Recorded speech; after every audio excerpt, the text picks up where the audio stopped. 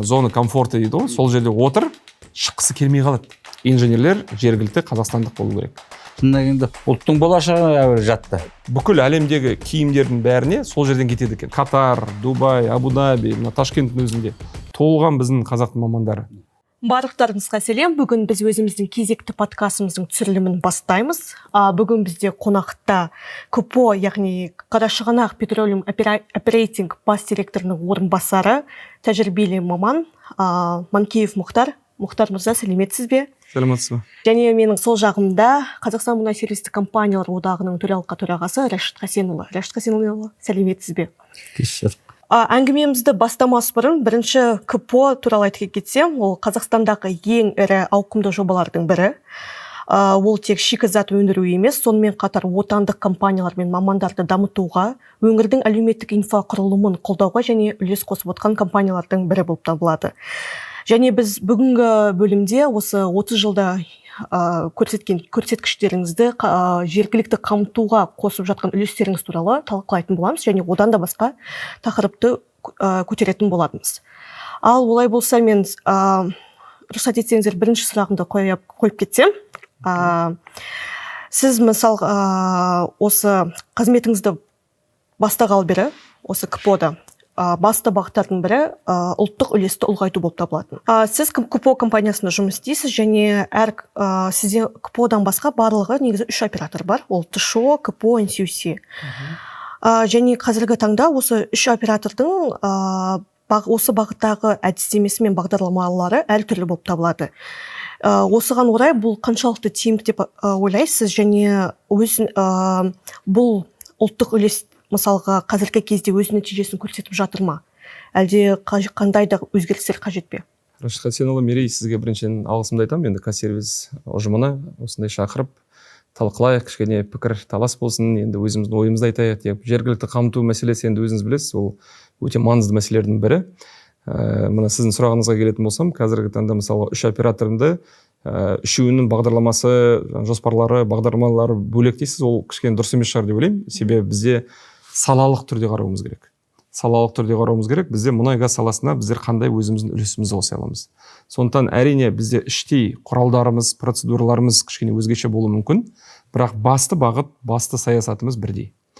Сосын енді жаңа бастамай тұрып, енді қазір алдымызда біраз сұрақтар болады. Мына жерде мен енді КПО компаниясының бас директорының орынбасары ретінде келіп отырмын ресми түрде, бірақ қазір енді талқылаған кезде мен біраз өзімнің басқа да ойларым болуы мүмкін. Сондықтан бұл жерде азаматтық позициямды және де енді маман деп санайсыз ба, сол осы бағыттағы ойларымды жалпы өзімнің тарапынан бөліскім келіп жатыр. Себебі тек қана КПО компаниясының ішіндегі болып жатқан жұмыстар емес, біздер көбінесе мына салалық тұрғыда республикалық деңгейде қандай жұмыстар жасап жатқанымызды айтып кете аламын. Және қандай енді біраз ойларымыз бар, соларды бөліскен кезде нақты тек қана КПО компаниясының бағыты деп қабылдамауыңызды сұраймын. Біздер кішкене енді ауқымды бағыт ретінде қарайық. Сіз мысалға осы КПО компаниясына келмес бұрын жергілікті қамту үлесі тауар бойынша 9% болатын. Енді айта кету керек деп ойлаймын. Қанша деген бұл жетістік. 3 компанияның ішінде КПО-да ең жоғарғы үлестердің бірі. Және 2024 жылы бұл көрсеткіш 18%-ға жетті. Бұл екі еселенген өсімге жету үшін қандай нақты қадамдар жасалынды? Осы туралы айтып кетсеңіз, бізге мысалға өте қызық. Дұрыс айтасыз. Тағы да бір өтінішімді айтайын енді, Рашид Хасенұлы, Мерей, рұқсат болса. Бұл жерде тағы да жаңа айттым ғой, 3 оператор деп біздер енді әрқашан да бір-бірімізбен салыстырады, бірақ бұл жерде енді бір-бірімізді салыстырмай, осы салалық тұрғыда айтатын болсақ. Әрине енді КПО-ның Қарашығанақтың көрсеткіштері туралы айтатын болсақ, соңғы 3 жылда бізде 7, 11, 18%, ол тек қана тікелей тауарларды сатып алу көрсеткіші болып келеді. Және енді толық мысалға бүкіл ішінде қызмет бар, жұмыстарды бірге алатын болсақ, қазіргі таңда мына былтыр біздер 65% болдық, 23 жылы 65%-бен бітірдік, былтыр 67%-ға көтеріліп отырмыз. Оны өзі енді бір үлкен көрсеткіш деп ойлаймын. Жұмысты бастаған кезде өзім енді мына сәуір айында 23 жылы келдім. Бұл жерде енді өзім әдістерімді айтып кететін болсақ, біріншісі мен қолымызда қандай құралдарымыз бар, қолымызда қандай процедураларымыз бар, және қолымыздағы мына құжаттарды пайдаланып, қандай жұмыс жасай алатынымызды мен 1-2 ай сонымен талдау жасап, өзім әріптестермен отырып, сол бойынша біздер нақты жоспар құрған болатынбыз. және мысалға бұл мана енді басында талқылап отырдық Рашид Хасенұлы екеуміз әрқашан да сөйлесіп отырамыз мына форумдарда. Жұмыс жасауға болады және жұмыс жасайтын бүкіл құралдар бар деп ойлаймын мен өз тарапымнан. Себебі қазіргі таңда мысалға бізге анандай барьерлеріміз бар, мына жерде жұмыс жасатпайды деп айтатындар көп енді. Бірақ соның ішінде мысалға нақты өзінің бір алдына бір қысқа мерзімді, орта мерзімді және ұзақ мерзімді стратегиялық жоспарды қойып, сол бағытпен жұмыс жасайтын болсан, шыны керек жұмыс жасауға болады және нәтижелерді де жасауға болады. Бұл жердегі енді жаңа көрсеткіштер өте шыны керек жоғары, 18% бізде КПО тарихында болмаған. Біздер бірінші рет тауарларды тікелей сатып алуды 18%-ға жеткізіп отырмыз. Бірақ бұл жердегі ең басты мәселе ол мына 18%-бен біздер 24-ші жылды бітірдік қой. 25-ші жылы соны ұстап қалу. Тұрақты түрде тікелей тауарларды сатып алу бізде 18 немесе 20%-ға жеткізгіміз келіп жатыр. Содан төмен болмау. Сондықтан жаңа өзіңіздің сұрағыңызға келе, сәуір айында келдік. Біздер бүкіл әріптестерімізбен отырып, бұл жерде тек қана ең бастысы мына біздің жергілікті қамту дамытуға арналған департаментіміз бар. Солардың жұмысы ғана емес. Маған кішкене уақыт алғаны біздің бүкіл директорларымызды, біздің бүкіл КПО компаниясының әріптестерімізді осы жергілікті қамту дамытуға арналған процеске тарту болды. Қазақтың жақсы сөзі бар ғой, балық басынан шірейді деп. Бізде кішкене басқаша болды жақсы жағынан. Біздің балығымыз басынан пісті. Басынан пісті. Ол дегеніміз не? Ол дегеніміз біздер бүкіл акционерлермен келістік. Бүкіл директорлар кеңесі деген бар өзіміздің. Бізде 10 шақты директорымыз бар. Соның ішінде мысалға мен өзім де бармын. Сол директорлармен отырып талқыладық. Осы жергілікті қамтуды қалай дамытамыз деп. Және соның нәтижесі ретінде 23-ші жылы біздер бірінші рет әр директорға мына КПО-ның тарихында бірінші рет KPI дегенді білесіз, енді жылдық көрсеткіштеріміз бар. Сол жылдық көрсеткіштерді нақты жоспар ретінде белгіледік. Ол қалай дейсіз ғой? Мысалға сіз мына бұрғылау жұмыстарымен айналысасыз, сіз сатып алу жұмыстарымен айналысасыз, сіз маркетингмен айналысасыз. Бірақ әр директордың бағыты бойынша біздер нақты KPI, жергілікті қамту бойынша нақты KPI құрдық. Оның ішінде сатып алу жетістіктер көрсеткіші. Әрине, иә. Ең бастысы бұл жерде мысалға жалпы, жаңа айтамыз ғой біздер жалпы 7% деп. Жалпы көрсеткіш емес, үшке бөлдік оны. Тауарларды, сервисті, қызметтерді және жұмыстарды, жұмыстарды кімде қанша көрсеткіш болу керек деген. Әрине олар біріншіден мен шыны керек тікелей оны қабылдаған жоқ. Себебі бұрын ондай болмаған. Сондықтан біздер соны кішкене уақыт алып, әр директорға мысалға, әр қасымдағы әріптестеріме соны жеткізіп, оның маңыздылығын жеткізген кезде, бізде шыны керек, мына жаңа балық басынан пісіп бастатты. Сол процесіміз, мына жергілікті қамтуды дамытуға арналған процесіміз қозғала бастады. Қазіргі таңда мысалға біздер мына енді жыл сайын 23-ші жылы бірінші рет бекіттік оны, 24-ші жылы оны екінші рет бекіттік. 25-ші жылға келген кезде әр жаңағы директорлар, әріптестерім өздері дайын болды. 1-2 жылдар жаңадан кірісіп, жұмысты қалай жасайтынын әлі білген жоқ. Сондықтан олар келіп, енді қалай бізге 25-ші жылға мысалға біздің KPI осындай болсын, менде мынандай жаңа идеяларым бар, менде осындай жобаларым бар, менде осындай процедураларға өзгерістерге ұсыныстарым бар деп, олар өздері жұмысты қолға алып бастады. Сол енді шыны керек, мен енді өзіме бірінші қойған мақсатым сол болды.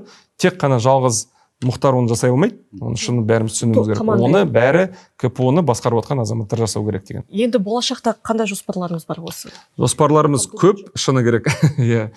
Мысалға мен жаңа енді ойымыз жаңа жасап жатқан жұмыстарымызды айтып кетейін. Біз мына 2 жылда қалай өзгерістерге жеткенімізді.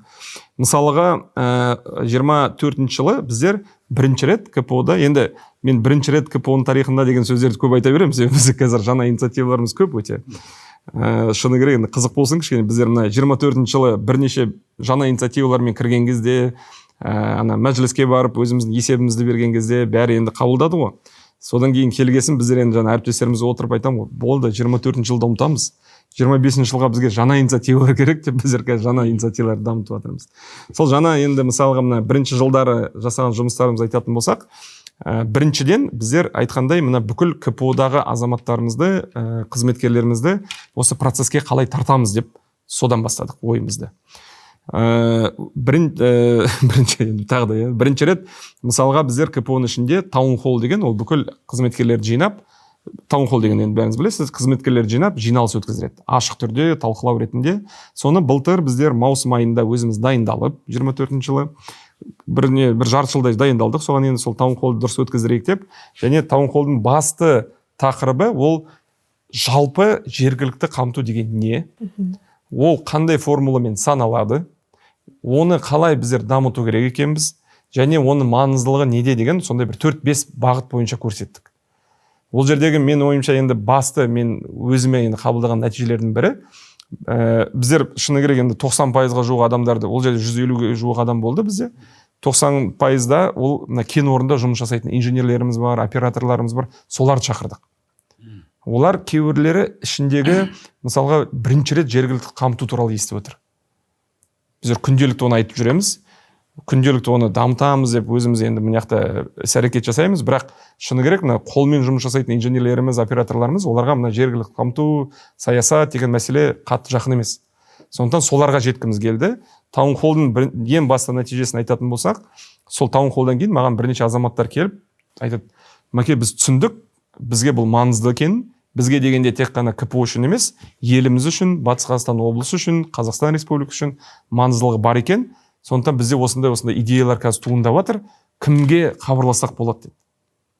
Сол мен ойымша ең басты жетістігіміз сол болды. Оны біз былтыр өткіздік. Сосын енді біздер енді жыл сайын қазір оны өткіздіреміз, дәстүрлі түрде. Биылғы 2025 жылғын осы жақында өткіздік. Былтыр мысалға жалпы жергілікті қамту не екенін түсіндіріп бердік. Формуласына дейін түсіндіріп бердік оны. Өзіңіз білесіз, формуласы енді оңай емес, бір күрделі формула. Қалай саналады, контракттың ішіндегі қанша төлем, анау-мынау дегендердің бәрін. Оны ұстап тұруда, иә. Әрине, иә. Және біздің қазір біздер мысалға мердігер деп айтпаймыз, біздер бизнес серіктес деген жаңа терминге көштік. Соны да 2023 жылы қалай жылы естіледі? Иә, себебі мен енді өзім әріптестеріме айтамын, бұл жерде енді екі талай кімге керек екен. Олар да бізге керек, біз де оларға керекпіз. Бірақ біз оларға мердігер ретінде қарайтын болсақ, әрине біз өзімізді кішкене жоғары қоямыз. Ол дұрыс емес. Тәкаппарлық. Сондықтан біздер оны бизнес серіктес деп қазір бәрін айттық. Толықтай қазір КПО-ға барсаңыздар, біреуі де мердігер, подрядчик айтпайды. Бизнес партнер, бизнес серіктес деп айтамыз. Сондықтан қазір сол бағытпен жұмыс жасап отырмыз. Және сол бизнес серіктестермен жұмысты қалай жасау керек екенін үйретіп. Сол бірінші таунхоллды өткіздік. Кішкене 1-2-3-4 ай біздің енді қызметкерлеріміз жалпы тілмен айтқанда пісті, көрді, маған тікелей жазып бастады. Біздің жергілікті қамту департаментіне тікелей шығып бастады, идеялармен шығып бастады. Сосын біздер мына биылғы таунхоллды енді кішкене анандай нақтылау, кішкене практикалық тұрғыда өткіземіз деп шештік те. Жалпы айтқан кезде, мысалға, біз енді тендерлік процесті, біздің басты жұмысымыз енді ол тендер ғой, тендерді дұрыстап басқару. Тендерді басқарған кезде ол жерде 3 этап болады. 3 кезең бар. Біріншісі тендерға дайындық. Ол жерде бізге мына құжаттарымызды дайындаймыз, не керек, қандай тауар керек, қандай параметрмен керек, тағы да басқалары бар. Екіншісі тендерді өткізу процесі. Үшіншісі ол пост-авард дейді. Это тендерді болып, мысалға сізге контракты бердік бизнес серіктеске, сізбен одан әрі қалай жұмыс жасаймыз. Біздер сол 3 кезеңді алдық, таунхоллға дайындалған кезде. 3 кезеңде нақты мысалдар ретінде, енді компаниялардың атын алып тастадық ол жерден, нақты мысал ретінде әр компанияның жолын көрсеттік. Жолын көрсеткен кезде, мысалға жақсы жағынан көрсеттік бір компанияларды өздерінің үлестерін көтеріп жатқан жергілікті қамту бойынша, және де соған жетпей жатқандыларды көрсеттік. Мақсатымыз ұрсу немесе контрактты тоқтатып тастау болған жоқ. Мақсатымыз біздің әріптестерімізге, КПО-дағы әріптестерімізге жеткізу болды. Мұнда контракттармен жұмысты қалай жасау керекпіз, және бизнес серіктестермен жұмысты қалай жасау керекпіз деп. Сол бір 4-5 сағат отырып талқыладық, көрсеттік нақты, және екінші таунхоллға, бірінші таунхоллда мысалға біздің жергілікті қамту департаментінің әріптестері өздері шығып бәрін енді көрсетті презентацияларын. Бұл жерде жұмыс жасап жүрген азаматтардың өздері шықты. Біздер жайлап кішкене жаңа жергілікті қамту департаментін жаңға алып тастадық. Мен ойым, аналар келсін, көрсетсін, өздерінің қалай осы процесте бар екенін көрсетсін деген болды. Және де бүкіл контракттарды мысалға біреуі өзіне 30-50% мысалға мен жергілікті қамтуды көрсеткішін алам деп тендер процесс болып жатқан кезде көрсетеді тендерлік құжаттарында. Ол әрине біздікілер қарайды да, о жақсы, мынау тендер бізге қазір осындай алып келеді көрсеткіш деп контракт оған береміз. Жұмыс жасаған кезеңде бір мысалға олар 50%-ды мысалға контракттағыдай, келісімшарттағыдай жете алмай қалады да 5%, 0%-ға түсіп қалады. Сол жерде біз қандай жұмыс жасау керек екенбіз? Сол деңгейге дейін жеттік. Мысалға контракттармен жұмыс жасау біздің келісім шарттар. Содан кейін одан да төменге кеттік. Төмен дегенім деңгейіміз. Ол мына бизнес серіктестеріміздің өздерінің түсінушіліктері бар ма жоқ па мына жергілікті қамту деген. Соған түсіп, солармен жұмыс жасаған кездегі қызық бір өзімізге алған мәселе, олар біздің мына айтамыз ғой формула деп, біз өзімізге мына Қарашығанақтың әріптестерімізге түсіндіріп жүрсек, біздер аналарға түсіндіру керек екенбіз. Олардың көбі өкінішке орай енді дұрыс есеп бермей қалыпты, тағы да басқа етпей қалыпты, көрсеткіштері бар, тауарларды жасайды. Бірақ есеп берген кезде дұрыс бермей қалған компаниялар болды. Мен былай енді мысал ретінде айтып кетейін, біздер былтырғы жылдың нәтижесін қараған кезде бірнеше енді ауқымды процентті тек қана мына дұрыс есеп бермеген үшін жоғалтып алыппыз. Сондықтан біздер келесі деңгейге түстік. Жақсы бизнес серіктестерге бөлек семинарлар өткізіп жатырмыз қазір. Топ-топпен жинап, бізде мысалы бұрғылау департаменті, соларды жинаймыз да, солардың бизнес серіктестеріне. Жаңағы транспортниктар дейміз, арнайы транспортны, солармен жасаймыз. Тағы да басқа бар. Бәріне біздің қазір мына контрактниктарымыз бар, жергілікті қамту департамент, соларға семинар өткізіп жатырмыз. Енді мысалға жақсы ол біреуі дұрыс есеп бере алмаса, біреуі оны кішкене енді алдағандары да бар. Алдағандар енді болады енді. Түсінесіз, қазір жазып жіберейік, 50% жасаймын, мен сізге 100% жасаймын деп, контракт ең басы алып алайын. Мен айтпаймын, бәрі сондай деп, бірақ арасында өкінішке орай ондайлар да бар, бизнес серіктестеріміз. Сосын олармен де отырып сөйлестік. Жақсы, сен неге олай жасадың? Енді мен контракт алғым келді. Енді қандай сізде жоспарыңыз бар? Мен мысалға өзім шығара алмаймын, бірақ мен білем, Рашид Хасеновичтің заводы бар, содан барып ала салам ғой деп ойладым. Енді неге алмайсың десек, Рашид Хасенович мысалға толықтай қазір басқа жерге жұмыс жасап отыр екен. Сондықтан менде басқа план Б жоқ. Бітті. Солармен отырып, біздер енді бүкіл мысалға мына контрактты тоқтатып тастауға құқықтарымыз болды. Бірақ біз оны пайдаланбадық, ол құралдарымызды. Біздер олармен отырып, recovery plan дейді, ол мысалға мына өз-өзін қайтадан дұрыстау жоспарын жасадық. Және әр мысалы контракттың деңгейіне сәйкес біздер біреуіне 1 ай бердік, біреуіне 1 жыл бердік. Себебі енді әртүрлі тауарлар сатып аламыз ғой. Сондай жұмыстарға кірдік.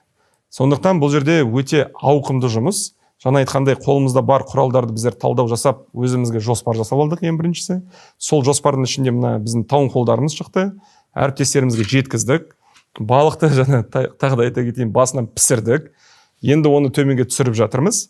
Және бұл жерде ең бастысы бізде мына төмендегі біздің күнделікті жұмыс жасайтын азаматтарымыз, солардың жұмысы өте маңызды. Ол туралы тағы да инициативаларымыз бар, қазір сонда айтармын. Мен келесі сұрағым, мұнай сервис компаниялары жылдар бойы жобалау жұмыстары Қазақстанда өту керек деген ұсыныстары жиі айтылып келеді.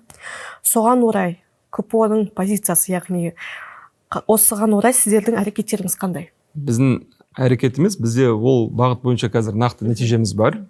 Шыны керек, енді тағы да енді қайталайын, тарихымызда бірінші рет КПО компаниясы қазіргі таңда жергілікті компанияға ұзақ мерзімді мына жобалау жұмыстарын контрактысын берген болатын. Ол жерде әрине ол жоғарғы деңгейдегі жобалау жұмыстары, өкінішке орай енді бұл жерде толықтай ол қазір Қазақстанда жасалынбайды. Бірақ біздер ішіне қойған контракттың ішіндегі қойған енді келісім шарттағы ішінде басты міндеттердің бірі, ол 50%-дан кем емес жұмыстар осында жұмыс жасалу керек, ондай бұрын болмаған. Және қателеспесем, қазір 70-80% біздің жергілікті инженерлер болу керек. Инженерлер жергілікті қазақстандық болу керек. Сондай келісім шартқа мысалға біздер пункттерді қосқан кезде, тендерді бастаған кезде, әрине оны оқиды компаниялар, шетелдік компаниялар оқиды, бәрі көреді. Олар келіп, Қазақстанда енді ол жерге біз кіріспейміз, кірісе де алмаймыз. Олар өздеріне серіктестер тауып, өздері мысалға біріккен компаниялар құрды, сөйтіп бізге бірнеше ұсыныстар түсті. Соның ішінде қазір жергілікті компаниямен жұмыс жасайтын шетелдік бір компания екеуі бірігіп бізге жұмыс жасай аламыз деп сондай тендер нәтижесі бойынша жеңіп алды. Және былтыр біздер 7 жылдық ұзақ мерзімді контракты бірінші рет соларға жеткізген болатынбыз. Қазір процесс қалай болып жатыр? Процесс өте жақсы болып жатыр. Оның ішінде біздерде тағы да шарттардың бірі мысалға жергілікті біздің инженерлерімізді оқыту болып табылады. Басқа да бағыттарымыз бар. Соның бәрі бойынша біздерде қазір ай сайын олардан енді өзіміздің есебімізді алып жатырмыз және көріп жатырмыз қандай жасалғанын. Осыған орай мысалға шетелдік инвесторлар келеді ғой біздің Қазақстанға да, жобалау жұмыстарын мысалға сіз пункттар болды. 70-80% инженер болу керек. Дұрыс. Оларда мынандай болмай ма? Олай болса, қазақстандық азаматтарды оқыту керек деген сияқты. Әрине. Бұл да яғни кадрларды дайындауға бір үлесін тигізеді. Адами капитал. Иә. Бұл жерде ең басты мәселе, дұрыс айтасыз, адами капитал. Бізде мысалға қазіргі таңда дұрыс жоғарғы деңгейдегі мысалға мамандарымыз болмаса, біздер мына жобалау жұмыстарын бөлек басқа да жұмыстарын жасай алмайтын едік. Мысалға мына кассервистің енді үлесімен өзіміз білеміз ғой, мына қызмет, жұмыс бағыты бойынша тауарларға енді шыны керек енді осы 1-2 жылда қазір жақсы көңіл бөліп жатсыз. Оған бөлек рахметімізді айтамыз. Бірақ мына қызмет пен жұмыстарға үлесі кассервис одағының өте жоғары деп білемін мен. Себебі Рашид Хасенұлы, мысалға мына 15 жыл бұрын біздің қазақстандық компаниялар құрылыс болсын, электрик жұмыстары болсын, басқа жұмыстары болсын, жермен айналысатын қазбау жұмыстары бар. Солардың деңгейі қандай болды және қазір қандай болды? Оны бәріміз көріп жатырмыз. Оның бәрі қайдан шықты? Оның бәрі мына сатып алушылардың талаптарынан басталды. Жергілікті компанияға береміз, егер сенде осындай мысалға талаптарға сай болсан деп. Сол арқылы біздің қазір компанияларымыз өсті. Тап солай біздер қазір шыны керек енді пионер ретінде мүмкін мына жобалау жұмыстарын өзімізде бастап жатырмыз. Бірінші рет енді ұзақ мерзімді бердік. Ұзақ мерзімді бергеніміз себебі қазір біздер 2-3 жылға берсек, оларға өте мына жоспарлау горизонты қысқа болып қалады да, олар 2-3 жылда ешкімді оқыта алмайды. Сондықтан біздер одан ұзақ мерзімге бердік. Ішіне нақты 6 пунктіміз бар, солардың бәрін жазып, талаптарымызды қойып бердік. Енді біздер мен айттым ғой, біздің әріптестеріміз қадағалау керек, басқару керек сол контракттарды, бизнес серіктестермен жұмыс жасау керек деп, сол бағыт бойынша бізде мысалға нақты біздер бүкіл келісім шарттың пункттерін қарап келе жатырмыз. Біздің отандық компаниялар осы жобалау жұмыстарды Қазақстанда жасауға дайын ба? Біздің компаниялар? Дайын, менің ойымша дайын. Әрине, бұл жерде жобалау жұмыстары деген өте, мен өзім мысалға жобалаушы инженермін мұнай газ саласында. Сондықтан бұны жақсы білемін да. Мен мана дипломкым өзі сол бағытта болған. Құбырларды жобалау деген сияқты. Сондықтан жобалау жұмыстары ол өте біріншіден оңай емес, шын айту керек, интеллектуалды жұмыс, бірақ оны үйренуге болады. Мүмкіншілік берсек, менің ойымша біздің жергілікті азаматтарымыз, жергілікті мамандарымыз жасай алады оның бәрін. Қазір көріңізші, мына Катар, Дубай, Абу-Даби, мына Ташкенттің өзінде толған біздің қазақтың мамандары үлкен жобаларда жұмыс жасап жатыр. 90 мың қазақстандық жүр екен. Менің ойымша, Рашид Хасенұлы, бұл жерде КПО-дан кішкене былай бөлек айтатын болсақ, республика деңгейінде айтатын болсақ, мен негізі бұл ойды да енді талай талқылап жүрміз. Сол азаматтарымызды нақтылап бәрін бір тізімге қосып, кім қалай дамып келе жатқанын, кім қай салада жұмыс жасап келе жатқанын бір жақсы база данных жасау керек деп ойлаймын. Неге? Себебі болашақта бізде үлкен жобаларымыз келеді. Болашақта бізде мысалға мына осы РП-міз бітеді, тағы да басқа келеді. Сол жерде бізге маман қажет болады. Сол мамандарды қайдан аламыз? Біздер тек қана мына шетелде жұмыс жасап жүрген, өзін жаңағы жоғарғы деңгейде көтеріліп жүрген мамандарды әкелмесек, басқа ешкімді өсіре алмаймыз. Көптеген мысалға бізде компанияларымыздың ішінде, енді тек қайтадан енді қарашығанақтан бөлек айтып жатырмын, салада қазіргі таңда мықты мамандарымыз өкінішке орай бір орында отырып қалып, зона комфорта дейді ғой, сол жерде отыр, шыққысы келмей қалады. Оларды кішкене бір жасанды түрде біздер дүбірлендіріп кішкене шығаруымыз керек деп ойлаймын. Шығып көтерілейін десе, үстінде экспаттарымыз бар мүмкін. Тағы да басқа бір енді барьерлер болуы мүмкін. Сондықтан біздер сол адами капиталды дамытуға әр бағыт, әр сала бойынша қазір жұмысымызды атқару керек деп ойлаймын. Себебі ол шыны керек өте бір ауқымды жұмыс, және оны біздер мысалы мына жергілікті қамту деп қазір енді жұмыс, тауарлар, тағы да басқа қызметтердің артынан жүрміз. Бірақ өкінішке орай біздер кішкене мына адамдар жағын қатты жасамай жүрген сияқтымыз деп ойлаймын мен. Ойыңызға түрткі. Кеңес үкіметінің кезінде 15 ұлт бір мемлекетті құрып тұрған кезде Қазақстанда 60-шы жылдары ұлттық фонд деген пайда болды. Ұлттық қор. Ұлттық қордың жетістігі. Бізде мәдениет саласында Шәмші пайда болды, Роза Бағланова пайда болды, суретшіміз Әбілхан Қастеев пайда болды, енді жазушыларымыз Мұхтар Әуезовтан былай қарай айта берейік. Енді оның ішінде біз енді өзіміз бәріміз инженерлер болғаннан кейін Қаныш Сәтбаев Қонаев атамыздың. Мысалы, сіздің айтып отырғаныңыз шынында да мемлекеттік даму процесінде үлкен бір қажет дүниеде, бір осыдан бір 10 жыл бұрын бір рухани жаңғыру дедік қой, мүмкін сол кезде рухани жаңғыруда осы ұлттық қорды қайта дамыту керек еді. Жаңа айтып отырғаныңыз өте орынды, шын адам қызығатын. Біз қазір енді жақсы мамандарымызды не істерімізді білмей жатырмыз, оларға қандай статус берерімізді білмей жатырмыз. Егер жаңа шында да алтын ұлттық қор, инженерлер ұлттық қор, мәдени ұлттық қор, мысалға шын өзіміздің мемлекеттің дамуына аянбай пайдаланатын болсақ, шында да үлкен қорытынды берер. Мысалға мына Рашид Хасенұлы, алысқа бармай, бізде қазір президент инициативасы бар, жақсы жастар кадрлық резерві деген. Өзіңіз білесіз, жастарға керемет мүмкіншіліктер беріп жатыр. Жақсы талдау жасайды, кім қалай дамытатын, қалай дамып жатқанын қарап жүреді, жаңа жұмыс орындарына жібереді мысалға. Ол енді әрине Қазақстандағы жастарға арналған керемет бір механизм деп ойлаймын. Тап сол мысалға сондай бағытты дамыту үшін біздер мына халықаралық деңгейде әр сала бойынша мен ойымша сондай кадрлық резерв жасауымызға керек деп ойлаймын. Мысалға мұнай-газ саласы бар, қаржы саласы бар, тағы да көптеген салалар бар. Мысалы әлеуметтік сала бар, мына денсаулық сақтауда қанша азаматтарымыз бар. Сол бағыт бойынша жұмыс жасауымыз керек деп ойлаймын. Сосын кейін негізінде бағанадан біраз әңгіменің басын қосып отырмыз ғой. Маған бір ой келіп жатыр. Шынында да біріншіден мына бірінші болып отыр осындай пікірталас, өйткені осы уақытқа шейін сарапшылардың монологы болатын. Жаңа жұмыс істеп жатқан азаматтар жоқ, сарапшылар келеді дағы, жаңағы ойбай ана сөйтпей жатыр, бүйтпей жатыр, бірақ енді оны адамдар істегісі келмей істемей жатқан жоқ қой. Әртүрлі бір тәртіп бар. Осы уақытқа шейін келісім шарттар бар, оның аясында да шыға алмайсың. Одан кейін инвесторларға да енді қоқанлық көрсету мәдениеттің төменгі деңгейі, себебі Қарашығанақтың қайғылы тағдырын біз жақсы білеміз ғой. Қарашығанақты біз кеңес өкіметіне қалай қабылдап алдық, қалай алып қалдық, ол тіпті оның ар жағындағы тарихта мысалға білмейтіндер оны түсінбейді. Мысалы ол жерде шынына келгенде ұлттың болашағы әуелі жатты, үлкен бір дау болды, бірақ дегенменен алып қалдық. Бірақ оны қандай жағдайда алып қалдық, оны қайттан тірілту керек болды. Ол қазіргі таңда әдемі экономикаға жаңағы бір үлкен үлесін қосып жаңағы тіреуге айналды. Бірақ оған шейін істелген жұмыстар сол кездерде мысалға келісілген келісімшарттарды мен кей кезде бір сынап жатқан кезде дұрыс та қабылдай алмаймын. Мысалға ол сол кездегі жағдайға, реалияға сай болды.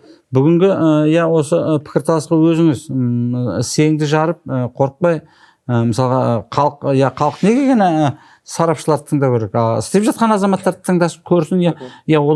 Олардың жаңағы бір осы ұлттан, болмаса осы мемлекеттен жаңағы жоғын жоқтамаса, өзінің пайдасын ойлап жатқан жоқ.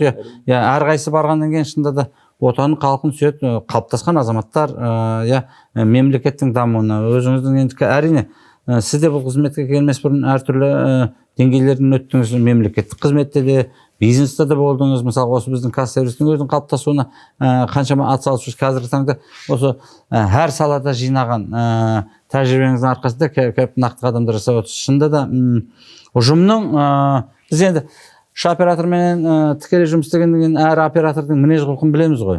Бірақ жаңағы ұжымның бір бағытта жылжуы, бір бағытта қозғалу, бір бағытта жұмыс істеуі үлкен нәтиже беретінін білеміз. Қазіргі бас директор келген кездегі алғаш келген кезде құттықтап кіріп шыққан кезде айтты ғой, біз өзіміздің қандай қолтаңбамызды қалтыра аламыз деген. Есіңізде ме? Біз енді осы тарихи кезеңде осы жерді басқаруға келдік, бірақ енді құр келіп отырып кетпей, жаңағы берілген уақытты тиімді, ең басты өзімізге ертең мысалы осы жерде мен істеп кеткенде, менің жасап кеткен жұмысымды көзіміз тоятындай не істейміз деген кезде, есіңізде ме? Осы товарларды ұлғайту болатын. Содан ары ақылдасып, бері ақылдасып табылған ұтымды шешім. Сондықтан бүгінгі отырыста алғашқы ойлаймын, шынында да қалғанда оператордағы өзіңіздің әріптестеріңіз министрліктерге келіп халыққа шынында да айту керек. Өйткені кей кезде бізде бір жақты пікір қалыптасып қалғаннан кейін тек қана сарапшының пікірі, кей кезде жаңа халықтың реніші көбірек болып кетеді. Ал енді халықты ажырата біледі ғой ақ пен қараны. Мысалға қазіргі айтып отырған ойларыңыз өте орынды. Жаңа сіздің ана сөзіңізге қоса кетейін дегенім, біздер мысалға айттық қой енді бүкіл балықты бастан қалай пісіреміз деп ойлап жатқан кезде өзіміз енді KPI шығардық, бүйттік сөйттік, және КПО-ның ішінде, Қарашығанақ компаниясының ішінде жергілікті қамтуды дамытуға арналған басқарушы комитет деген құрдық. Арнайы комитет құрдық. Оған бүкіл жаңа директорларымызды кіргіздік.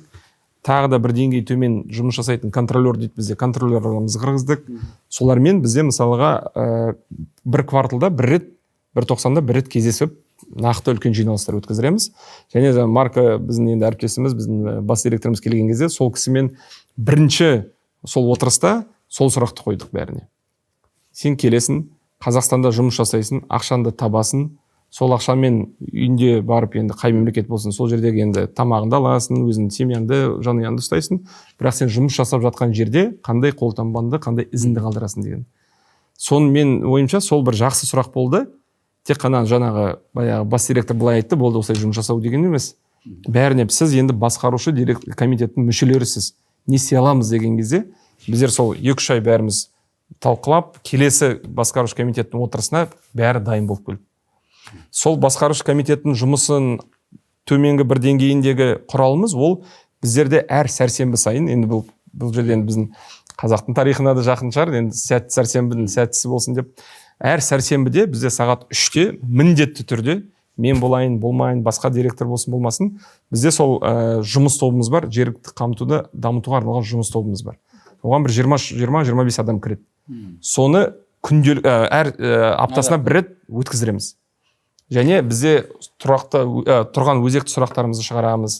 Мысалға, екі департамент бір-бірімен кейбір кезде сөз пікірталас, түсініспеушілік болып, мысалға, түсінбей қалуы мүмкін. Мына бізде енді өндіріс болғасын өзіңіз білесіз ғой, мына артыңызда үлкен сурет тұр, енді бұл офшор, бірақ бізде енді жерде болғанмен, мысалға, бұрғылаушыларға басқа керек, құбырда жасайтындарға тағы бірдеме керек, химикаттарға басқа бірдеме керек деген сияқты. Сол жерде әр сәрсенбі сайын біздер сондай мәселелерді талқылаймыз. Сол шыны керек өте жақсы өзінің көмегін беріп жатыр. Сондай инициативалар, олардың бәрі мына 24 жылдың біздің жаңа инициативаларымыз болып табылды. Директорлардың KPI-і, басқарушы комитет, жұмыс тобы, бизнес серіктестерге өту, мысалға тағы да басқа таунхоллды өткізу. Себебі мен енді бұл жерде бір андай пікірімді айтайын, оны көбі енді жақсы көре бермейді де шығар, жақтырмайтын да шығар, бірақ мен мысалға мына нарыққа шығып біздің бизнесмендермен кездескен кездегі айтатыным, ең бастысы сіз бір нәрсені түсінуіңіз керек, Қарашығанақ компаниясы сізге қаржылай көмек көрсете алмайды. Соны түсінген кезде сіздер сол мысалға ойыңызды алып тастайсыз. Олар бізге келеді ғой, енді мен жаңа зауыт аштым, не істей аламын, сен маған сертификат алуға қаржыландырып бер, мен адамдарымды оқып бер, маған мысалға бірнеше миллион доллар бер, мен барамды қазір завод ашамды, осындай шығарам, сол сен оны менен сатып алу керексің деген сияқты.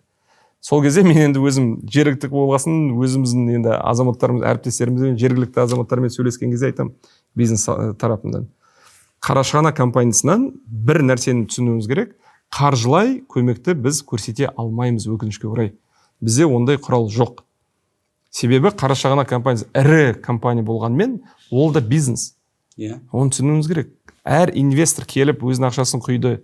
Қазіргі таңда мысалға қанша миллиард ақша Қазақстанға құйылды осы инвесторлар арқылы. Қанша адамдарымыз өсті, қанша жаңа компаниялар дамыды осының арқасында. Бірақ өкінішке орай біздер солардан тағы да бізге ақша берші, мынаны дамытамыз деген біздер ондай жасай алмаймыз. Бізде ондай процедураларымыз да жоқ. Сіздің тағы бір қанатты сөзіңіз бар, ол тіпті кезінде менді таң қалдырып, бірақ кейіннен түсінген. Біз бизнесті товар бойынша кездесулер ұйымдастырып жатқан кезде сіз пікіріңізді айтып едіңіз. Бізге бірақ қана заводты алып келіңдер. Каскі шығарама 10 заводты бірақ алып келіңдер. Өйткені бір заводтарыңды алып келіп, ертең бізді жаңағы ананы монополист қылатын біздің жағдайымыз жоқ. Біз таңдауымыз керек. Таңдайтын нарық қалыптастырмай, бұл товарды бізге ұсынбаңдар. Сол кезде пендеміз ғой, ішімізде айдалайды, осыны зорға сағат 5 сағатты қайда табамыз еді. Бірақ дегенде сіздерден кейін бір орта шеңді ең соңында ТШО-мен өткізіп жатқан кезде бізде киім шығаратын 4 завод болды. Киім шығаратын 4 завод болған, сонда ТШО-ның басшылары ана завод киім шығарған жаңа фабриканы аралап жүріп айтып, біз неге анадан қымбатқа алып жүрміз мынаны, біз неге мыналардан қымбатқа алып жүрміз дейді жаңа компаниялар. Мыналардікі сапасы жоғары, еще арзан екен ғой. Бірден сол жерде бір-бірімен жаңағы алмасып, жаңағы құжаттарымен жаңағы контракттарын қайта қарап отыр. Мен сол кезде сіздің жаңағы қанатты сөзіңіз сол кезде жүрегіме барып кетті. Бірақ дегенмен қазір сіздің ол сөзіңіз дұрылап алдық, біз жүрген жерімізді айтамыз. Сен өзің завод салсаң, көршіңе де завод сап бер деп жатырмыз да. Тегін беремін мен сізге. Ол ойымның енді мен шын айтайын, неге шыққаны. Бұл жерде шыны керек құндылығы кішкене басқа. Бұл жерде менің ойым болған тек қана Қарашығанақ компаниясы емес, тағы да енді республика тұрғыда болды. Себебі, мысалға жаңа бір компания келеді бізге. Сосын айтады, мен осындай шығарамын. Жақсы, біз оны қолдаймыз. Оны біз мүмкіншілігімізше қолдаймыз. Қандай контракт бар, жаңағы сынамалы тапсырыс дейміз бізде, пробный заказ деген, сол арқылы қолдаймыз ба, басқа бірден. Сосын ол компания отырып қалады да, кейбір кезде жасанды түрде бәсекелестікті тоқтатып қояды. Ал бізге Қазақстанға дамуға ол деген ең басты қалай болады? Тоқтататын бір вредитель сияқты болып қояды да. Бізге Қазақстанға керемет, қазіргі таңда керемет емес, жақсы, жоғарғы деңгейлі, сапалы бәсекелестік қажет. Ол туралы мен әрқашан айтамын. Енді мені білем, мені көп жақтырмайтын адамдар бар, енді мен ойым сондай өзім әрқашан. Оны айтамын, бізде критикалық масса жетпейді. Осы сөзді мен әрқашан да айтып жүремін. Компаниялардың арасында бізге критикалық масса керек. Сонда ғана біздер үшеуміз бірдей шығаратын болсақ, тауарды. Бізде шыны керек енді тек қана Қарашығанақ емес қой, мұнай газ саласы бар, басқа тау-кен саласы бар, құрылыс саласы бар, шетел бар. Бізде кейбір компаниялар өкінішке орай бір компания ашады, бірдеме өндіріс жасайды, келіп ТШО, КПО, біреумен ғана бір контракт алады ма, болды. Тоқтап қалады. Маған жарайды сол 3 жыл, 5 жыл деп отырып қалуы мүмкін. Сондықтан біздер бәсекелестікті одан әрі дамытуымыз керек. Ал ол бәсекелестік нарықта критикалық масса деп айтатын жаңағы сондай компаниялар болмаса, ол дамымайды. Неге біздің компанияларымыз, біздер жақсы көретін енді қандай, итальяндық компанияларды жамандаған жақсы көреміз, американдық компанияларды жамандаған жақсы, бірақ оларда енді бәсекелестікке сүйеніп бізге келіп жұмыстарын жасап жатыр ғой. Неге біздің қазақстандық компаниялар қазір енді экспортқа шығып жатыр, оны білеміз. Казсервистің арқасында шығып жатыр біраз компания Катарға. Бірақ неге біздің компаниялар жұмыс жасаған кезде Алжирға кетіп жатырмыз қазір. Керемет. Африка дейсіз. Неге біздің компанияларымыз тек қана Қазақстанда отыру керек, менің ойым.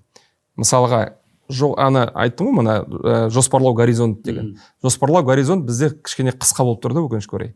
10 жыл, 15 жыл болмау керек, 20 жыл болмау керек, 50 жыл. 50 жылда мен қандай компания қалдырып кетем артымда. Ол жерде енді бұл мәселенің екінші жағы бар. Біздер енді жас мемлекетпіз, Қазақстан. Жас мемлекет, Совет одағынан кейін қалыптастық. Сондықтан біз бұдан өтуіміз керек. Бірақ қазіргі таңда өмірдің және енді глобализацияның қалай болып жатқанын көреміз. Жылдам үйреніп өтпесек, қалып қоямыз біздер қазіргі таңда. Сондықтан бәсекелестікті дамыту үшін бізде Қазақстанда жаңағы айтқанда енді бәріне тағы да айтайын, критикалық масса керек, белсенді компаниялар керек, жақсы тұрақты түрде дами алатын компания, және 3 компания болса, олар бір-бірімен таласып қалады. Ол дұрыс емес. 3 компанияға мен енді бұл жерде толықтай сенімдімін, бәріне де нарық жетеді. Бәріне де нарық жетеді. Әрине, мысалға, біреуі бізбен ұтып алар, біреуі сізбен ұтып алар, біреуі басқамен ұтып алар. Бірақ ол жерде біздер оны толықтай 100% қазақстандық тауарлармен өкінішке орай жаба алмаймыз. Бір завод шықты ма, ол тек қана бір 10, 20, 50% алар. Қалған біздер өкінішке орай әлі шетелден алып келіп жатырмыз. Сондықтан нарық бар, нарықтың көлемі бар. Біздің компанияларымыз тек дұрыс өздерімен келісіп, мысалыға жаңағы кластерлық бағыт бойынша дамып, сол бағытпен дамымаса, ол болмайды деп ойлаймын.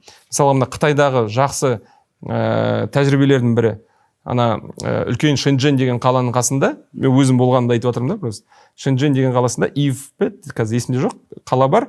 Сол жерде бүкіл әлемге 90% мына замоктар, заклепкалар сол жерден шығады екен. Бір қаладан.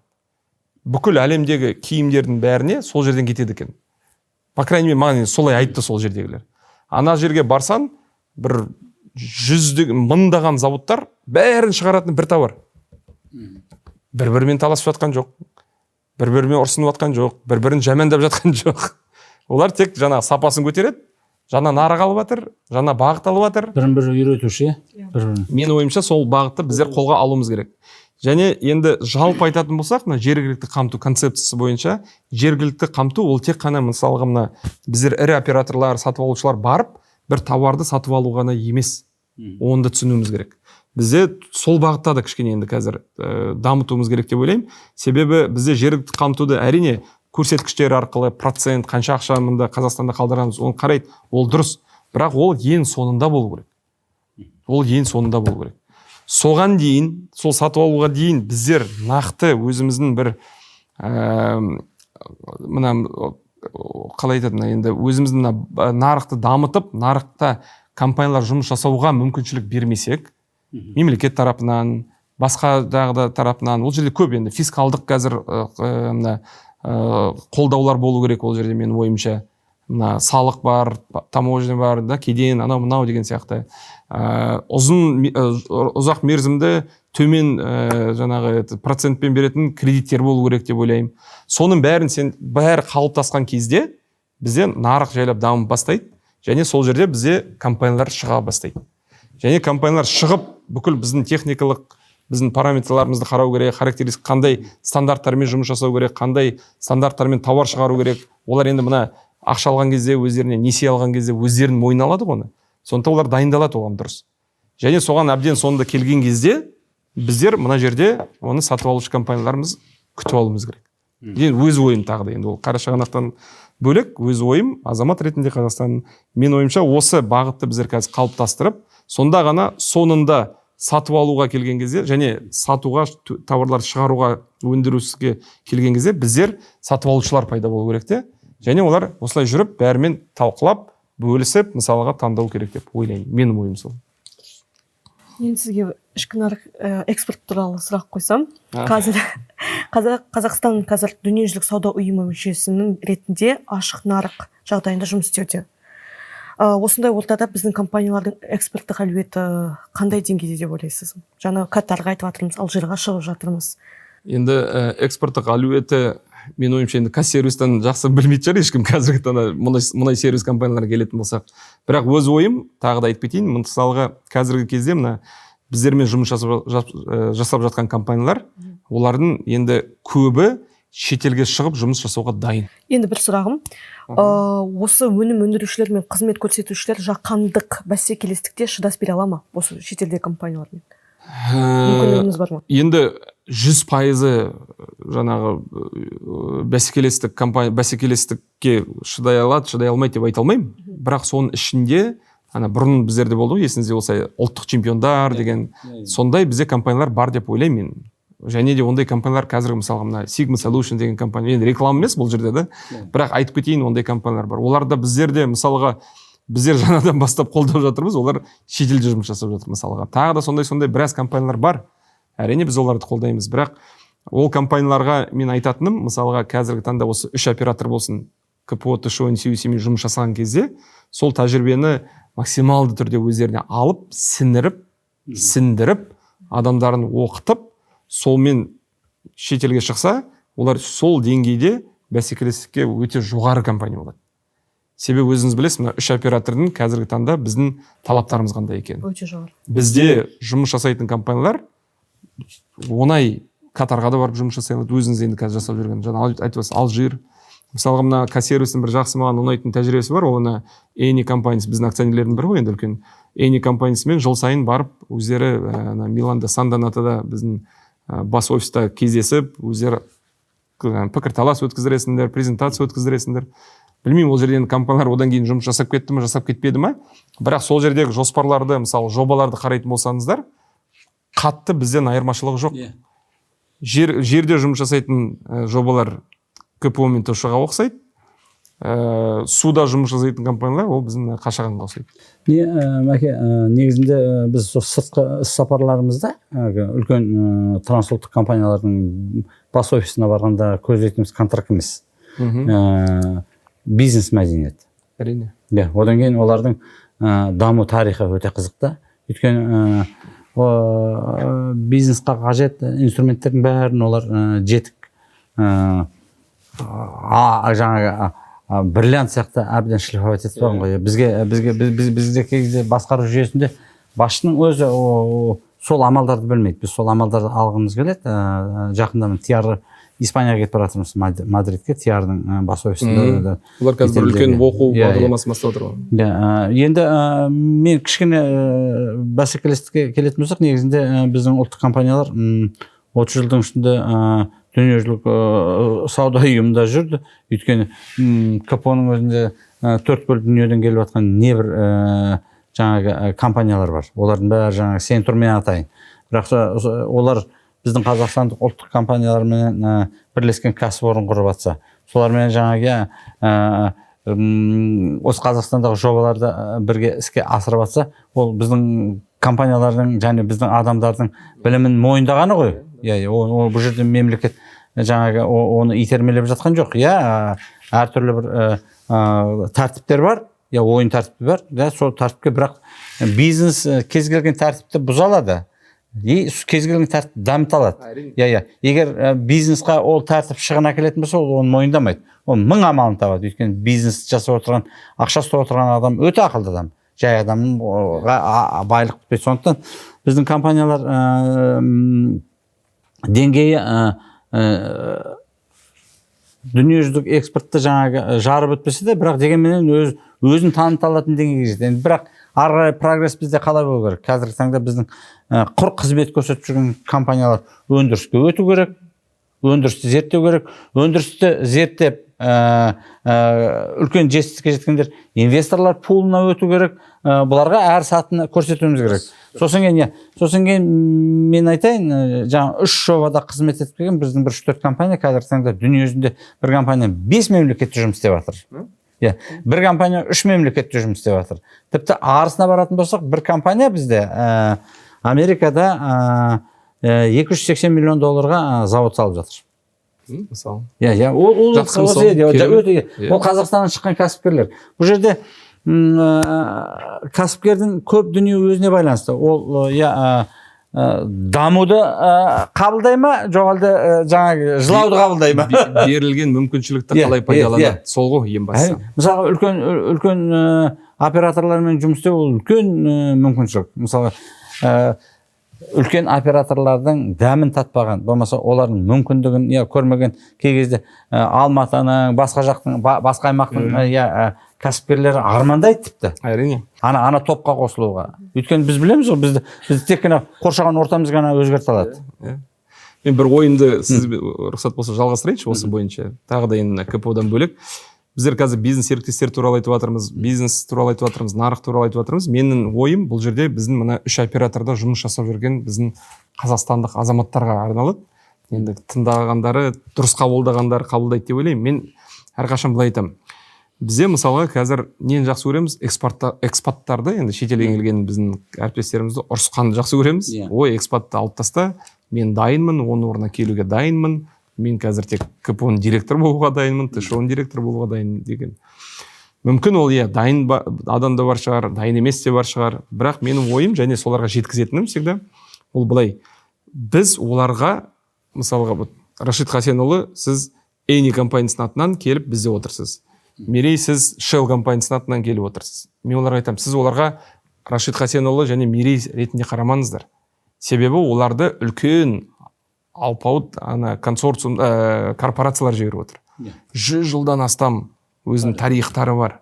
100 жылдан астам жинаған компетенциялары бар. Өздерінің керемет қандай тарихы, жаңағы енді тәжірибесі бар. Және біздер соны пайдаланып, солар арқылы солардың компетенциясын өзімізге алуымыз керек. Ол қайдан шықты бізге? Мысалға бізде жақында демей, енді осы бір анада бір техникалық сұрақ туындап қалды. Техникалық сұрақ бізге сол шетелдік компаниядан келген азаматтардың өздері, экспаттардың өздері шеше алмай қалды. Сонда олар не істейді? Олар болды, мен жасай алмаймын демейді. Олар себебі бір компания атынан келіп отыр. Олар солардың тәжірибесіне жүгінеді. Және соларға біздер жаңағы өзіміздің ресми түрде сұрағымызды сол жаққа жібердік техникалық. Олар алады, өздерінде центр компетенции бар, тағы да инженерлер отыратын инжиниринг орталықтар бар. Олар мысалы бір проблеманы алды да, сол жерде шашып тастады. Так, Мексикада бұл бұлай болды, Алжирда бұлай болды, Сингапурда бұлай болды, ал Қазақстанда бұл бұлай болады деп, бізге қысқа мерзімде біз шеше алмай жатқан проблемамызды келіп шешіп берді. Міне сізге деп. Жолын көрсетті. Жолын көрсетті. Вот соны біздер пайдалануымыз керек, менің ойымша. Бізде қазір бүйтеді, вот аттарын атамай қойын, бірақ экспатты мынандай, ол экспат, оларды да мысалға мына 3 жыл сайын ауыстырып отыр, оны бәріміз білеміз ғой. 3 жылға келді ма, олар 3 жылдан кейін қайда баратынын өздері білмейді. Себебі олар тек қана үлкен корпорацияның бір кішкентай ғана бөлігі. Және олар сол корпорацияның атынан жұмыс жасайды. Ал корпорация ол деген енді бір жүйелі, үлкен, кәдімгі ауқымды, білмеймін, организм деп айтуға болады шығар ол. Себебі ол жерде адам бар ма, жоқ па, қарамайды.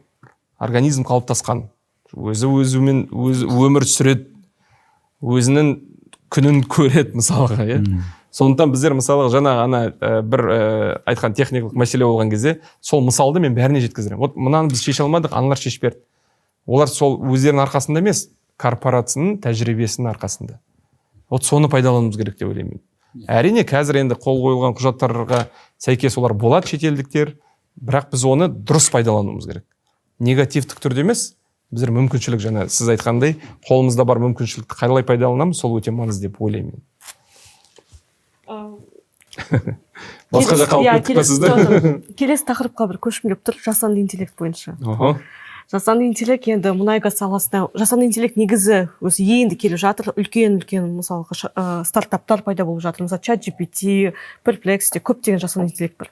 Енді менің сұрағым, жасанды интеллект мұнай-газ саласына қаншалықты келуі мүмкін, және бұл ағым басталды ма? Осы бір бастап жіберсек. Ағым басталды. Ағым мен ойымша енді бұрын басталды, бірақ оның енді енуі неше қаншалықты ол қазір пайдалануда, ол енді кішкене екіталай шыны керек. Себебі ол әлі бәрі тәжірибемен келеді, жаңа айтып отқанымыз, ол 1 жыл, 2 жыл, 5 жыл, 10 жыл жұмыс жасап, әр технология болсын, жаңа продукттар болсын, өзін мысалға тиімділігін, қажеттілігін көрсеткен кезде, дәлелдеген кезде ғана біздер оны пайдаланамыз. Бірақ менің ойымша жасанды интеллект, AI дейміз, AI-дің қазіргі пайдалануын біздер қолға алуымыз керек мұнай-газ саласында. Себебі сол арқылы біздер көптеген тиімділікті қазір көтере аламыз. Нақты мысалы ретінде айтатын болсам, бізде қазір енді жобаның атын айтпай қояйын, қандай бағыт, тек бағыттарын айтып берейін. Біздер өзіңіз білесіз, енді үлкен өндірістік компания болғасын, бізде safety first дейді, енді қауіпсіздік бірінші орында деп айтамыз. Біздер қазір мына сол қауіпсіздік мәселесі бағыты бойынша бірнеше жаңа жасанды интеллектпен құрылған жаңа құралдарды пайдаланамыз деп жоспарлап отырмыз. Соларды қазір зерттеп жатырмыз. Одан бөлек бізде өзіміздің КПО компаниясы ішінде цифрландыру жоспарымыз бар. Процесіміз жоспарымыз бар, нақты жоспар. Оның ішінде 10-нан астам бізде жобаларымыз бар, нақты жобаларымыз бар. Енді оның бәрі жасанды интеллектке қатысы жоқ, бірақ ішінде бір-екеуі жасанды интеллекттің бағыты бойынша дамып келе жатыр. Сондықтан ол керек деп ойлаймын мен ойымша. Біріншіден, екіншіден оны біздер қалай дамытамыз, енді біз оны дұрыстап түсінуіміз керек. Енді бұл да жасанды интеллект, бұл жаңа не ғой? Трендтердің бірі ғой. Енді бұны біз жіберіп алмас үшін Қазақстан қанша дегенмен басқа мемлекет, дамыған мемлекеттермен бірге жүру үшін қазір қандай шарттар жасау қажет? Стартаптардан мысалға. Мен енді өкінішке орай жасанды интеллект дамытуға арналған маман емеспін, бірақ менің ойымша қазіргі таңда ең басты бізде мотиватор, ең басты осы жасанды интеллектті дамытып келе жатқан бір-ақ қана адам бар, ол біздің президент. Шыны керек. Президенттің маған осы жақында СВМ-да офисын ашқан кездегі сөзін оқығам. Сол жерде айтқаны өте ұнады. Біздер цифрлық мемлекет құрамыз деген Қазақстанда. Ол өте дұрыс деп ойлаймын менің ойымша. Себебі цифрландыру арқылы, цифровизация арқылы біздер не ала аламыз? Ашықтық, адамдардың мысалға адами факторды алып тастаймыз. Ол жерде қателіктер болмауы мүмкін, болмауы керек деп ойлаймын мен. Және де басқа.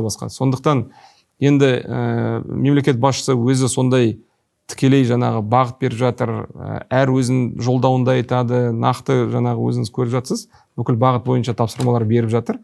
сондықтан менің ойымша Қазақстанда қазір бүкіл Централ Азия, Орта Азияның мемлекеттерін алатын болсақ, біздер алды келе жатырмыз деп ойлаймын.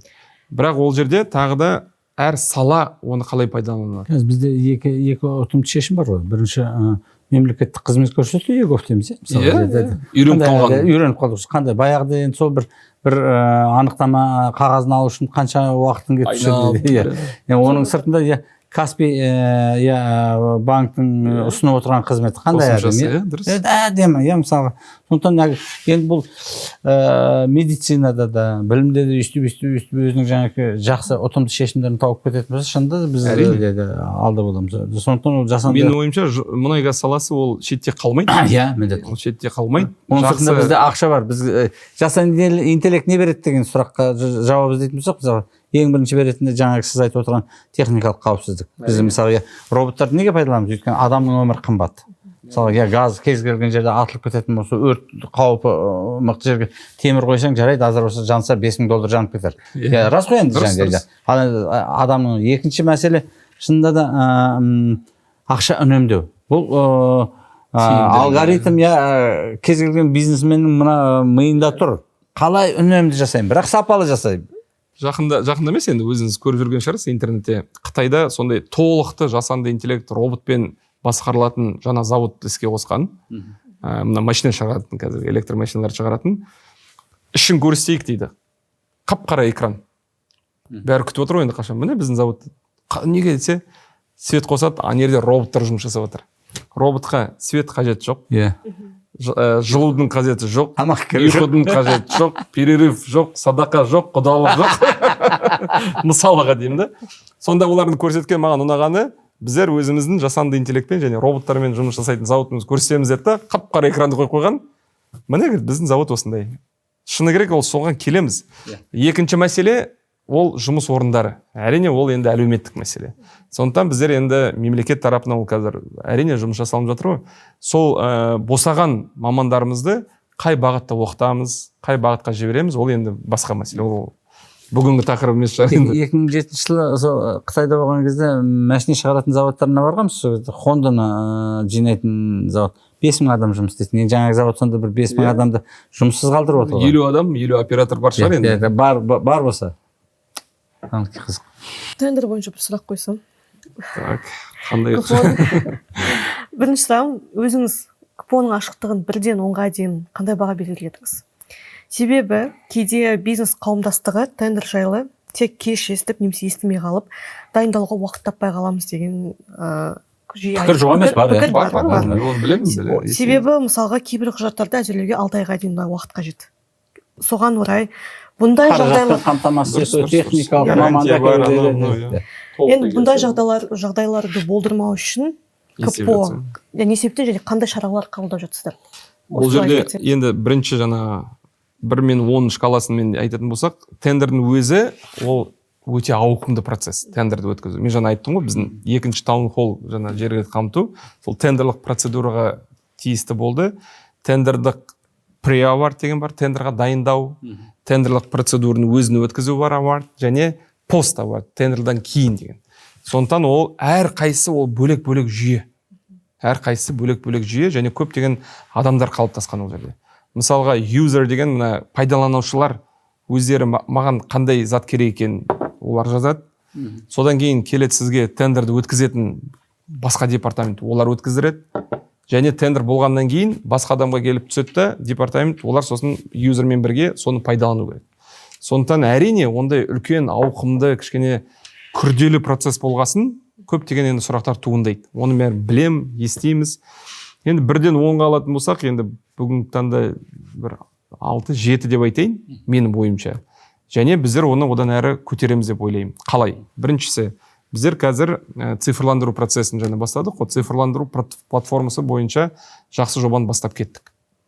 Ол бүкіл толықтай тендерларымызды, жаңағы айтқан 3 кезеңді жұмыс жасау, бизнес серіктестермен жұмыс жасау, тағы да басқа элементтердің бәрін цифрландырып, толықтай платформада өткізу. Соны біздер қазір жүзеге асырып жатырмыз. Ол e-procurement деген жобаны бәріңіз естіген шығарсыз, жақсы білесіз. 4 кезеңнен тұрады. Қазір бірінші кезеңді толықтай бітірдік. Кезең-кезеңмен біз оны іске қосып келе жатырмыз. Неше жыл уақыт? Бұл енді кішкене күрделі процесс. Негізі осы жылдың аяғы немесе келесі жылы іске қосамыз деп жоспарлап отырмыз. Енді жылдам. Аллаға шүкір, енді бәрін жасасақ деп ойлап отырмыз. Әрине енді мына дамыту барысында, жүзеге асыру барысында көптеген сұрақтар туындайды ғой. Сондықтан ол да болуы мүмкін. Ол бірінші. Сол жерде енді максималды түрде біздер ашықтық жасағымыз келіп отыр. Екіншісі, бұл жерде енді мен бір жағынан келісемін де, бір жағынан келіспеймін, енді сұрақтар туындайды. Көбінесе адамдар былай ойлайды: сен маған келіп, мен осындай заводпын ғой, мына суды шығаратын. Сен маған келіп айту керексің, мен ертең осындай тендер бастаймын су сатып алуға деп. Сосын ғана мен барып дайындаламын дейді. Ол дұрыс емес. Біздер қазір өзіміздің мына KPO.kz деген сайтымызға кірсеңіздер, толықтай біздің сатып алу жоспарымызды ашық түрде жариялаймыз. Бәрі сол жерде бар. Әрине ол өзгеріледі. Себебі бізде өндірістік компания. Бірақ ол жерде бізде қысқа мерзімді 1 жылдық, орта мерзімді және ұзақ мерзімді сатып алу жоспары бәрі көрсетілген. www.kpo.kz деген сайтына. Соны мен мысалы нарық қайтам. Сіз бірінші барып соны көрдіңіз ба? Жоқ, көрмедім. Сол жерде нақты көрсетілген, мысалы 2-ші 90, 3-ші 90, 4-ші 90-да қай тендерді біз бастаймыз. Талдау жасадыңыз ба? Жоқ, жасамадық. Енді онда мен қалай сені тауып алам? Қалай мен сізді тауып алып айту керекпін? Қалай сен дайындалшы, мен сізге ертең тендер өткізген кезде сіз дайын болыңыз деп айта алмаймын мен бүкіл нарыққа. Еркелік бар енді бізде. Сондықтан жоқ, ол жерде енді мүмкін ол жерде өзгерістер болып, жаңағы біреулер қосылып жатыр, қосылмай, бірақ бір 90%, 90% біздің бағытымыз және тендерларымыз көрсетілген. Оны және бізден қазір энергетика министрлігі талап етеді. Біздің мына басқарушы орган білесіз, PSA компаниясы талап етеді. Оның бәрі қазір біздер ашық түрде жариялаймыз. Сондықтан мен тағы да бір сұранысым нарыққа: сайтқа кіріңіздер, көріңіздер. Біздің базадан мысалға регистрация, тіркеу жасалған кезде сол жерде компанияның қандай бағыт бойынша не шығаратындарын, қандай жұмыс жасайтындарыңызды нақты көрсетіңіздер. Өкінішке орай бізде мынандай мысалдар да бар. Бір компания келеді де, тіркеу жасаған кезде бәрін жасай аламын деп жасалады. Таңдап. Немесе біреулер дұрыс таңдамай қалады. Сосын бізге тендерға сұраныс келмеді деп айтады. Ол да дұрыс емес. Мысалға қазір мына өзіңіз білесіз, Атамекеннің бастамауымен президент заңға қол қойды ғой, бір реестр, біздің қазақстандық тауар өндірушілер реестрі. Сол мәселені біздер толықтай қолдаймыз. Мысалы мен өз басым, біздер сол инициативаны былтыр өзіміз бастаған болатынбыз. Себебі КПО компаниясы Ақсайда отырып, өзіңіз қараңыз енді, Батыс Қазақстан облысы Ақсай қаласында отырып, біздер солтүстік Қазақстан, шығыс Қазақстан болсын, қасымыздағы Ақтөбеде болсын, жаңа ашылған заводты білмей қалуымыз мүмкін. Егер ол компания келіп бізге тіркелмесе. Ал ол компания отырады да ойлайды: жоқ, КПО мен өзі тауып алу керек деп. Мысалға, сондай мүмкін ойлары бар шығар. Сондықтан біздер негізі сол ұсынысты өзіміз инициативаны бастаған болатынбыз. Машина жасау орталығы IMBC дейміз ғой, сол арқылы. Сонда біздер айтқанбыз: бір реестр жасап беріңізші бізге. Сол реестрді нақты ол кезде енді мына индустрия министрлігімен келісіп жасалған кезде біздерде қандай тендер басталмасын, біздің контрактниктер, контракты департаментіндағылар міндетті түрде бірінші соған кіріп, қарап, тауып алу керек. Компания бар ма, жоқ па? Жоқ болса ғана шетелге шығу керек. Болмаса, немесе Қазақстанда болса, онда міндетті түрде солар шақыруымыз керек.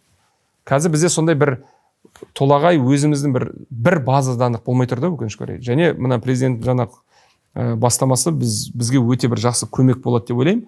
Және жергілікті қамту, дамытуға жақсы серпіліс береді. Бірақ оны біздер жыл сайын, біздер емес енді мына қазір құзыретті органдар жыл сайын оны қарап, жаңа компанияларды қосып тұру керек деп ойлаймын. Менде ұсыныс нере? Искусственный интеллектті осы бағдарламада пайдаланасың, Мәкеңе айтқан кезде несін, сайтын неге жазып қой, жазып қойды, жаңа ана жерден ашып көріне берсін. Енді КПО-ның бір керемет нәтижелерінің бірі, жетістіктерінің бірі ол әлеуметтік жобаларыңыз. Мен сізден өзім жеке естіген кезде таң қалған керемет нәрсе. Негізі бұл басқа компанияларға үлгі болатын нәрсе деп ойлаймын. Егер осы туралы міндетті түрде бүгінгі подкастта айтып кету керек. Әлеуметтік дегенде мына жерде әлеуметтік көмегі КПО-ның 30 жылдың ішінде өте көп. Оның бәрін қазір бір бағдарламада сыйдырып айта алмайсың. Бірақ негізінде біздің әлеуметтік көмек бірдеңені нақты салып берумен аяқталып жатқан. Шындап келгенде көпір сап береміз, мектеп сап береміз, аэропорт сап береміз. Әрине халықтың пайдаланғаны, бірақ біз халықтың өміріне пайдаланатын не бере аламыз?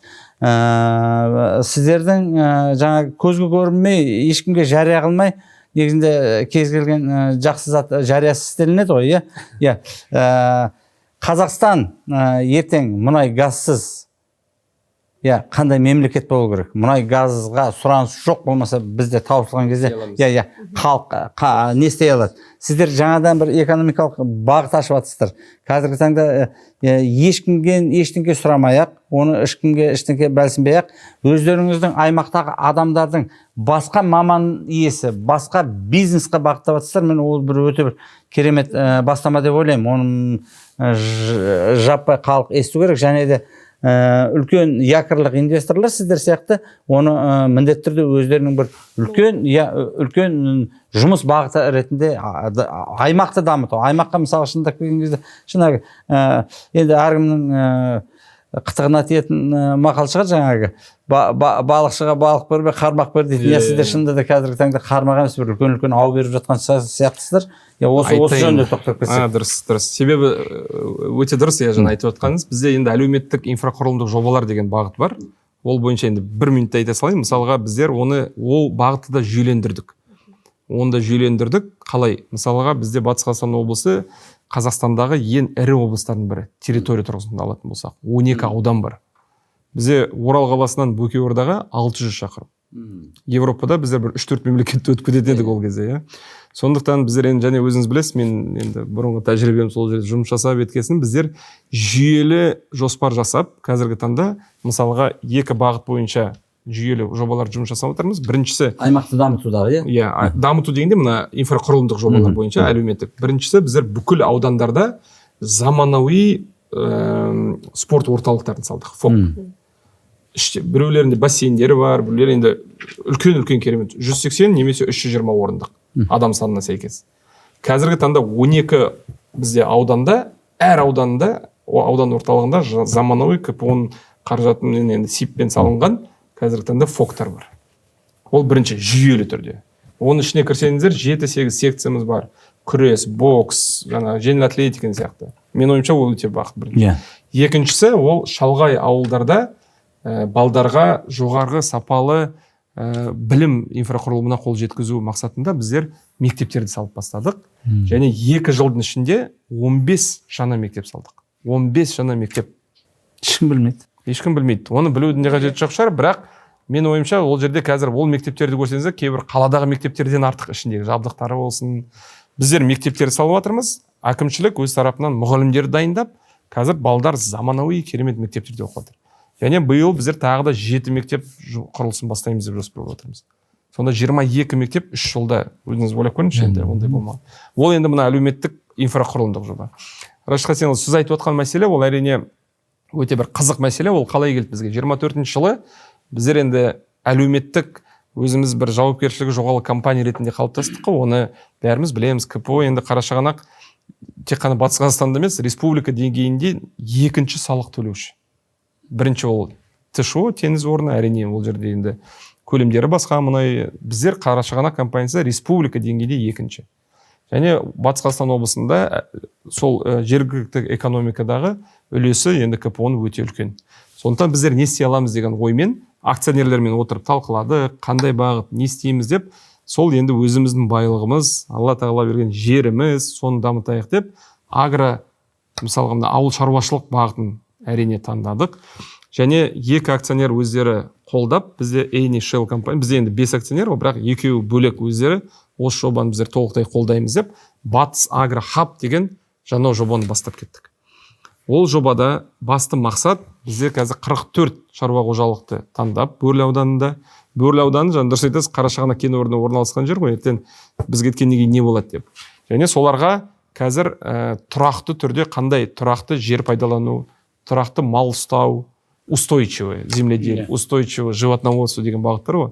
Жаңа мына теплицаларды салу бағыты, сол бағыты бойынша 3 жыл біздер нақты заманауи технологияларды келіп оқытып көрсетіп сол бағытты дамытып жатырмыз қазір. Ол бізге мысалы Қарашығанақтың күнделікті жұмысымызға, біздің ешқандай көрсеткіштерімізге әсер тигізбейді. Одан біздің жергілікті қамту көрсеткіші көбеймейді. Бірақ ол біздің борышымыз. Сол бағытты бастадық біріншісі. Одан әрі келе былтыр 24 былтыр ғой, дұрыс былтыр біздер ол кезде енді Дүйсенова Тамара Қасымқызымен ол кісімен сөйлесіп, ауыл аманаты деген жақсы жоба бар, өзіңіз білесіз. Ол жерде қалай айтады, ЛПХ деген личный подсобный хозяйство, енді үйдегі енді шаруа қожалық, ол ресми шаруа қожалық та емес. Ол адамдар өздері үйлерінде мал ұстайды, сүт шығарады, соларды қолдайтын ауыл аманат деген жоспар бағдарлама ғой енді. Президенттің жақсы инициативасы, және шаруа қожалықтарға да қолдайтын бағдарлама. Соны біздер қолдаймыз деп өзіміз меморандумға қол қойдық. Мақсатымыз қандай болды? Біздер қазір енді біздің кен орнында, Қарашығанақ кен орнында күнделікті 5, 7, 8 мыңға жуық адам жұмыс жасайды. Әр жобаға сәйкес. 5 мың адам. Өздеріңіз ойлап көріңізші. Оның бәрі әрине тамақтанады. 24 жұмыс, біреулері енді вақтылары таңертең таңғы асын сонда ішетіндері бар, түскі асын ішетіндері бар, міндетті түрде, кешкі асын бар, түнгі сменіміз бар, олар ішеді 2-3 рет. Сондықтан 5 және немесе 8 мың адам арасында күнделікті қанша мың тонна бізге тамақ кіріп жатыр. Соны ескере отырып, біздер қазір әкімшілікпен қол қойып, 7 ауыл шаруашылық кооперативін құрдық. Және сол кооперативтерге ауыл аманаты бағдарламасы бойынша өздеріне қаражат алып, ауылды дамытам деген азаматтардың шығарып жатқан өнімдері болсын деп, қазіргі таңда соңғы мен мәліметті қарадым, 400-ге жуық шаруа қожалықтар, адамдар, және азаматтар, аулалар қосылған екен сол 400-ге жуық. Бір жылдың ішінде. Бұл жерде енді кішкене басқа мәселе бар. Біздер ол тамақты Қарашығанақ КПО ретінде тікелей сатып алмаймыз. Себебі енді білесіз, біздің бизнес серіктесіміз бар, бізге бүкіл мына тамақ, кейтеринг қызметін жасайтын, солар сатып алады. Біздер, баян мен жақсы көретін сөзім, деңгей ғой, деңгеймен қараймыз да, солардың деңгейіне барып, көріп, кім қайдан сатып алатынын қарап, сол 8 компания кейтерингті жасайтын кен орнында бәрін шақырып, қолдай мен өзім әкімшілікке алып бардым. Біз былай отырдық, ар жағына жаңағы 7 шаруа қожалық ауыл шаруашылық кооперативтер отырды. Облыс әкімінің орынбасарын шақырдық, бірге отырдық та айттық, давайте, міне, мыналар осыны шығарады, біз бұны сатып аламыз ба? Сатып аламыз. Қандай сапалылық керек, қандай көлем керек? Отырыңдар, меморандумға қол қойыңдар, одан әрі келісім шартқа қол қойыңдар деп. Қазіргі таңда сол ауыл аманаты бағыты бойынша, бағдарламасын қолдау бағыты бойынша бізде мысалға ол көптеген бізде қазір тұрақты түрде ай сайын сатып алатқан тауарлардың көлемін көрсеңіздер, өте керемет болды. Мен ойымша ол мысалға біздің мына әлеуметтік жауапкершілігіміз. Сол арқылы бізде қазір шаруа қожалықтары жақсы дамып бірігіп жатыр. Енді одан әрбір жақсы бағыт шығып жатыр. Олар енді өздері қарап жатыр. Бізге келеді, немесе әкімшілікке жібереміз біз оларды. Жаңағы біріккен шаруа қожалықтар бар, кооперативтер бар. Олар айтады, біздер біреуміз басқа ауданда, мына жақта, қалада, бірақ Ақсайда болмағасын, біздер Ақсайға келіп, сол жерде өзіміз база салайық, овощехранилище салайық, жаңағы өндіріс салайық, тағы да бірдеме салайық. Себебі біздер түсінгеніміз, сіздер жылына 12 айда, мысалы айына бір рет па, аптасына бір рет па, тұрақты түрде осы көлемдегі тауарды сатып алады екенсіз. Сондықтан біздер сол жерге инвестиция құяйық деген. Ол және ауданға бөлек бір жақсы серпіліс береді деп ойлаймын мен ойымша. Рахмет. Соңына келген секілдіміз. Енді қараңыздар, бүгін енді уақыт жетпей қалған сияқты. Керемет тақырыптарды жібергім келмейді. Керемет тақырыптарды көтердік. Жергілікті қамту, экспорт, мысалға тендерлар болсын. Енді бұл бастамалардың барлығы 30 шілде күні Орал қаласында жалғасатын болады. Өңірлік инвестициялық форум. Бұл форумда да бизнестер мен КПО арасында үлкен жетістіктерге жетеміз деген үміттеміз. Және бүгін қазір подкастымыздың соңына келген секілдіміз. Және мен рұқсат болса міне бір қосып кетейінші, мына форумға қосымша. Біріншіден мен сізге енді Қазсервис ұжымына рахмет айтқым келіп тұр. Бірінші рет деп жаңа бастадық, сол бірінші ретпен бітірейік. Былтыр біздер мысалға мына Қарашығанақ пен Қазсервис одағы есіңізде өзіңіз бірінші рет жазда тура 1 жыл бұрын осы Астана қаласында осындай тауарларды дамытуға арналған үлкен бір жиын өткізген болатынбыз, есіңізде болса. Өте жақсы серпіліс берді. Біраз компаниялар бізге содан кейін кірді. Бірнеше компания енді Құдай қаласа өздерінің енді контракттерінде алады деп сенеміз оған. Енді олар дұрыс енді тендерлардан өту керек. Бірақ сол шыны керек, сол бағыт, сол шара бізге бір жақсы серпіліс берді. Біздер енді бірінші рет өткіздік бірге. Сондықтан жаңа сіз айтып жатқан Мерей толықтай қолдаймыз. Бірге қазір ұйымдастыруға енді кірісіп жатырмыз. 30 шілде күні бүкіл бизнес қауымдастығы енді қазсервис ұжымы арқылы, одағы арқылы Орал қаласында өткіздірейік деп шештік бірге. Сонда күтеміз. Сонда бәріңізбен бірге тағы да одан әрі жұмыс жасауға дайынбыз. Ол жерде нақты бағыттар бойынша біздің бүкіл өз тарапымыздан мен қандай кепілдік бере аламын, бізден әріптестеріміз бәрі болады сол жерде. 20-30-ға жуық қазір КПО-ның әріптестері келеміз. Өзім бармын, менің екінші әріптесім, екінші орынбасар бар, жаңа бас директордың өзі бар. Сондықтан бәріміз сол жерде үлкен ұжыммен келеміз. Мұхтар мырза, сізге рахмет, Рәшит Қасенұлы, сіздерге рахмет. Өте қызық, көрермендерге де ұнайды деген үміттемін. Бұл біздің соңғы подкастымыз емес, келесі кездескенше. Сау болыңыздар.